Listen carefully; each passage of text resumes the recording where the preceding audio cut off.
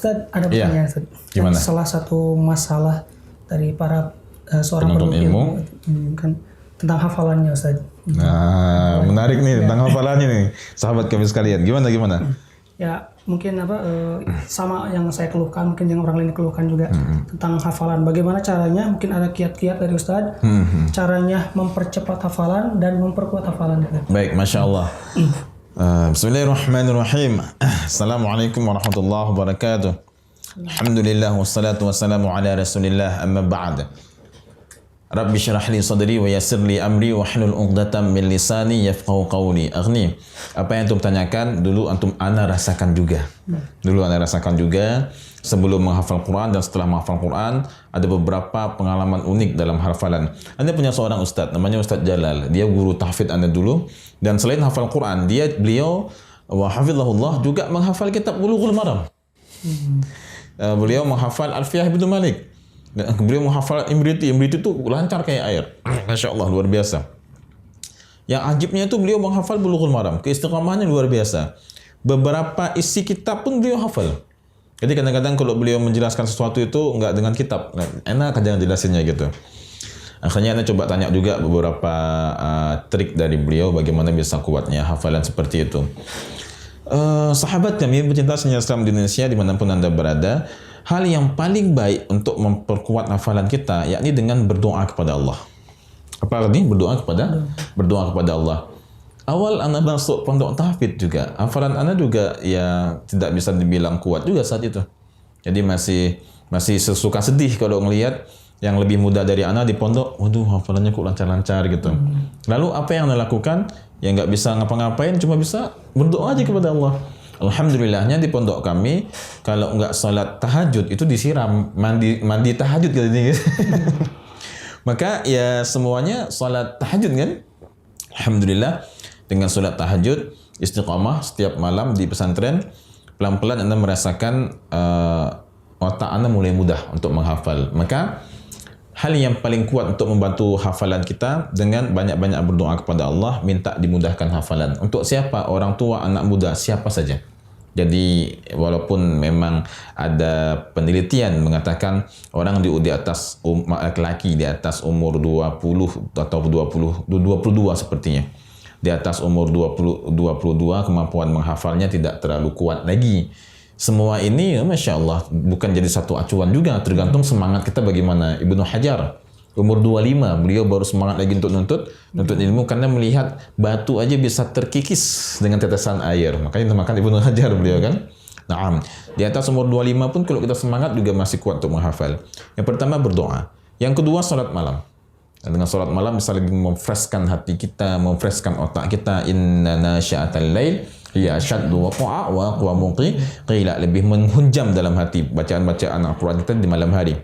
Yang ketiga, teman-teman sekalian perhatikan, baca Al-Qur'an secara nazar. Baca Al-Qur'an secara nazar. Jadi kenapa kadang-kadang Anda kalau tasmi antum juga Anda lihat mushaf juga, walaupun sudah hafal Anda lihat mushaf karena Anda ingin melihat mushaf. Jadi dengan melihat mushaf itu mata kita bisa jadi lebih lebih sehat, lebih cerah juga mata kita, dan hafalan kita lebih kuat. Bahkan di pesantren kita ini setiap selesai sholat santriwati kita minta untuk baca 1 lembar. Itu paralel. Sehari berarti setengah juz. Oh Ustaz, ini juz-juz yang udah kami hafal. Lihat mushafnya. Untuk apa? Untuk melatih, untuk menjernihkan mata, menguatkan hafalan. Apa Arul? Melihat mushaf ketika membaca Al-Qur'an, melihat mushaf ketika membaca Al-Qur'an. Wa qala sallallahu alaihi wasallam afdalu a'mali ummati qira'atul Qur'ani nazaran. Amalan yang paling baik dari umatku ini adalah membaca Al-Qur'an secara nazar. Naam, kemudian itu poin berapa tadi? 3 ya. Doa, salat malam, kemudian baca Quran dengan melihat. Tapi Ustaz kami santri tahfidz itu udah kami hafal. Lihat juga enggak apa-apa. Lihat aja enggak apa-apa. Ada seorang syekh ani, beliau kalau nggak salah beliau jelaskan 40 tahun. 40 tahun kira-kira demikian. 40 tahun baca Quran nggak pernah melihat mushaf. 40 tahun. Baca Quran nggak pernah melihat mushaf. Karena kalau beliau lihat mushaf kayak nggak baca Quran. Kayak ada yang beda gitu. Itu menunjukkan kuatnya hafalan beliau. Apakah itu salah? Tidak. Itu benar juga. Itu benar karena beliau udah hafal, udah kuat hafalannya. Nah ini kan tuh orang nggak kuat hafalan kan, karena beliau udah bagus, udah kuat hafalannya. Jadi ya tanpa melihat mushaf pun beliau udah lancar hafalannya kan. Nah ini untuk kita ini yang bermasalah hafalan nih kan. Melihat Quran, membaca Quran dengan cara melihat mushafnya, nazaran. Yang keempat, wa yaktsirus shalah 'alal habib, memperbanyak salawat kepada Nabi sallallahu alaihi wasallam, karena salat merupakan zikrul lil alamin. Naam. Karena salat sini dijelaskan zikrul lil alamin. Ini anda juga punya teman dulu, dia kurang juga kemampuan untuk menghafal itu. Akhirnya syekhnya itu menganjurkan dia untuk baca salawat. Sehari itu kalau nggak salah 100 gitu. Dianjurkan oleh syekhnya.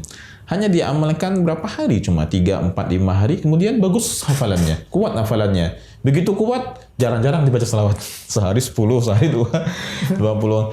Maka untuk santri-santri kita ini kita berikan beberapa amalan. Dan kita anjurkan juga membaca beberapa hizib, ratib. Kayak antum dulu ada ratibul atas, ada salawat di dalamnya 10 kali kan itu kan. Nah yang aneh rasa banget selain doa, tahajud dan juga membaca bin nazar, salawat itu sangat-sangat memudahkan anda untuk untuk menghafal Al-Quran ataupun menghafal beberapa kitab ketika akan ujian dulunya. Yang kelima sekarang, keempat tadi kan. Yang kelima, makan kismis di pagi hari. Kismis itu zabib, anggur kering. Berapa butir? 20 butir. Waktu Syekh Malian jelaskan begini, ada teman yang tanya, Syekh kalau 21 butir gimana? Syekh kalau lebih 21, 22 lupa gitu makan gimana? Syekh cuma senyum aja. Kalau lupa sekali-kali nggak apa-apa kata Syekh. Makan kismis 20 butir. Karena itu bagus sekali untuk menghafal kita, dan ini merupakan amalan para penghafal hadis. Berapa butir nih? 20 butir. Poin berapa tadi? Kelima. Keenam, minum habbatus sauda. Anda punya pengalaman unik nih, habbatus sauda. Masuk pesantren tahfidz itu Anda umur udah 19-an, 20 itu kan. 2007, 20. Umurannya 20 tahun dan jalan 21 itu. Otak Anda juga udah lama nggak menghafal. Dalam artian sebelum masuk pondok tahfidz itu Anda lumayan sibuk sebelumnya dengan pondok kitab. Jadi untuk menghafal itu cuma sibuk dengan hafal-hafal nazam. Paling kalau mau hafal ketika ujian aja kan. Lama nggak menghafal dan Anda menghafal sendiri dulunya, menghafal Quran. Akhirnya Anda setorkan ke beberapa orang syekh awalnya sendiri. Menunjukkan lemahnya himmah juga, hafal sendiri ketika semangat, ketika mager, nggak ada yang negur jadinya kan. Nggak ada yang, yuk ngafal, nggak ada. Begitu masuk pondok tahfidz dengan rutinitas yang padat, panas kepala. Kepala panas, telinga panas kan. Waduh, sampai satu kesempatan itu jam 10 kami bubar majelis malam, jam 10 malam, Anda coba rebahan, kerasa kayak gempa. Anda bilang teman-teman, gempa ya. Kata teman-teman, enggak, ente aja yang gempa itu, kepala ente capek kayaknya. Jadi Anda merasa kayak gempa. Singkat cerita nih, 2 pekan pertama di pondok itu sangat-sangat melelahkan. Mata panas, kepala panas, telinga panas, kejar setoran segala macam. Memang padat banget jadwal kami dulu. Akhirnya ini gimana ya? Kalau nggak jalan ini kok cuma gini-gini aja. Anda beli habbatus sauda.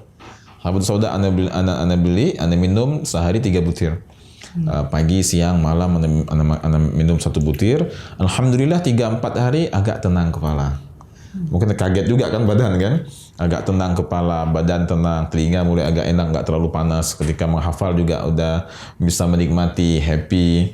Ada berapa hari Anda konsumsi, nggak sampai seminggu kayaknya, Anda konsumsi habbatus sauda. Selepas itu udah nggak ada minum lagi. Ketika selesai dari pondok, habbatus saudanya masih ada. Habbatus saudanya masih. Anda pas pulang tuh habbatus sauda, ini punya tahun lalu nih beli habbatus sauda. Jadi apa tadi habbatus sauda, madu dan kurma. Kalau di pondok Anda nggak konsumsi dulu itu. Tapi sekarang santri Anda anjurkan habbatus sauda, madu dan kurma. Karena tubuh kita, kepala otak kita ini capek. Ini kalau mesin ketika ngafal itu udah berasap dia nih kan. Capek dia. Jadi harus ada asupan biar kuat lagi. Selanjutnya apa? Selain habbatus sauda, minum susu. Tapi jangan berlebihan. Karena kalau berlebihan bikin malas juga. Namun uniknya ini dalam beberapa kitab tidak dianjurkan. Tapi beberapa guru Anda menganjurkan untuk minum susu. Ada beberapa kitab tidak. Nah, ini perbedaan pendapat para ulama. Mungkin kan kalau Syekh Malian menganjurkan untuk minum susu. Beberapa kitab, beberapa syekh tidak menganjurkan. Kemudian selain minum habbatus sauda, minum susu, lanjutannya lagi membaca beberapa doa setiap selesai solat. Sini dijelaskan. Amantu billahil wahidil ahad al-haq wahdahu la syarikalah wa kafartu bima siwah. Ustaz, pelan-pelan baca dia cepat, enggak apa-apa, ntar ada editor. Ini di sini nih. Baca doa ini setiap selesai salat. Wa yaqulu ba'da kulli maktubatin. Maktubatin itu yakni salat.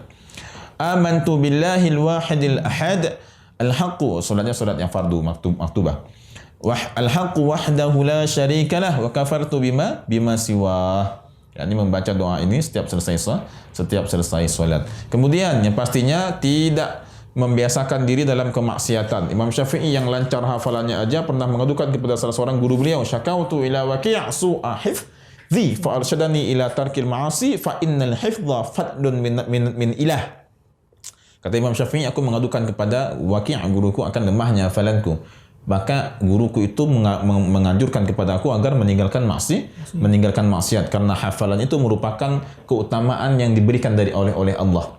Fadlun min ilah wa fadlullah, dan kemuliaan keutamaan Allah, keutamaan yang Allah berikan tadi la yu'ta, tidak akan diberikan li'asi, tidak akan diberikan untuk orang yang berbuat maksiat. Maka ya agak aneh kalau misalnya hafal Quran iya, pacaran juga lanjut, itu kayak STMJ. Solat terus maksiat jalan. Jadi ini beberapa hal yang kami anjurkan banget untuk menjaga hafalan kita. Lalu ini yang terakhir, yakni banyak-banyak murajaah, takrir. Jangan cepat baca, cepat hafal, jangan. Ustaz, saya mau cepat Ustaz. Fa'ala yafunu fa'alan itu cepat banget Ustaz. Saya baca 3 kali langsung hafal. Iya, 3 kali langsung hafal bisa store. 3 jam kemudian langsung hilang itu. Dalam kitab Ta'lim menjelaskan hafalan baru hafalan sedikit tapi pengulangan sebanyak 1000 kali. Hafalan enggak apa-apa sedikit tapi pengulangan itu maksudnya bukan sampai full 1000 semuanya 1000 kali, bukan kapan selesainya. Maksudnya penekanan akan pengulangan itu harus banyak-banyak. Jangan buru-buru untuk cepat bisa, tapi konsistenlah, istiqamahlah dalam proses menghafal kita, baik apapun yang sedang kita hafal. Demikianlah nih. Tadi susunya susu apa Ustaz? Ada susu kambing bagus ya. Susu kambing ya.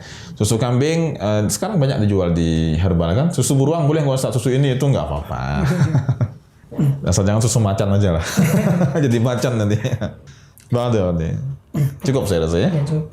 Demikian para sahabat Sinyal Islam Indonesia, pertanyaan yang ditanyakan kepada Ustaz Fadil, mudah-mudahan bisa menjawab setiap permasalahan kita dalam menuntut ilmu.